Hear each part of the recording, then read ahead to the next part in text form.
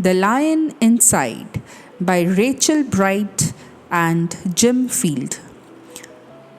In a dry, dusty place where the sand sparkled gold stood a mighty flat rock, all craggy and old.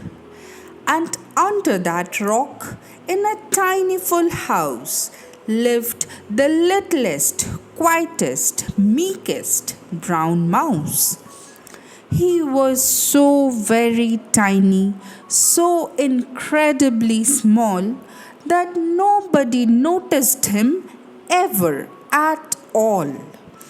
He got trod on and sat on and missed out for stuff, ignored and forgotten.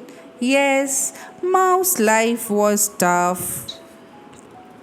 Meanwhile, far above, on top of the rock, times were quite different. It was lion o'clock. This huge, toothsome creature made sure everyone saw how important he was by how loud he could roar. He was head of the pack. He was shouty and tough. He loved showing the crowd he was made of strong stuff. Yes, all were impressed by this mighty king cat. If only, thought Mouse, I could be more like that. Then, late one dark night in his Minnie Mouse bed, the cleverest thought popped into his head. He jumped from the covers and held up a paw. I've got it, he said. What I need is a roar. What if this mouse with the weeniest squeak was a little more grrr and a little less meek? Well, he'd still be the smallest of fuzzy brown mice, but he'd make friends and join in, and life would be nice. Yes, thought the mouse, I must find out how. I will learn how to roar, and I will learn it now. But gulp, oh my gosh, there was only one beast who could teach him this thing, but might make him a feast. It was time to be strong. Take a chance. After all, forever was such a long time to feel small. So he made himself brave and he thought like a winner. He set off for the top, hoping not to be dinner. It felt like the scariest thing he could do. But if you want things to change, you first have to change you. The further he climbed, the closer he got to the slumbering lion reclining on top. Then, at last, as he stood on his tippity toes, he found himself suddenly nose to nose.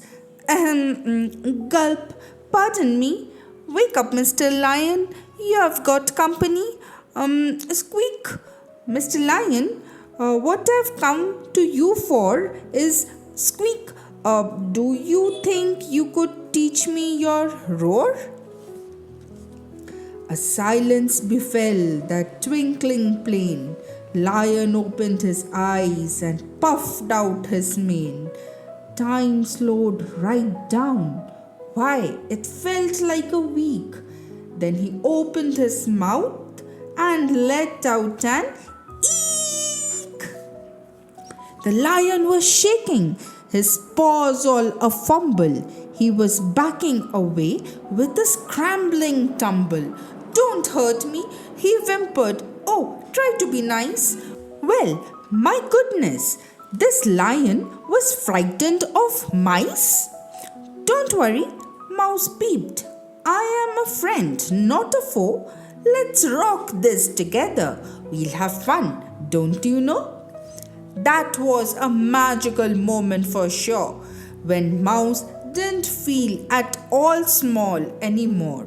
He had found his true voice that learned to speak out, and for that, you don't need to roar or to shout.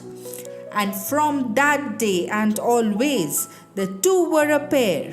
They both liked that rock better now that rock was to share. The mouse, while still little, felt big in his head, and lion, he still roared, but with laughter instead.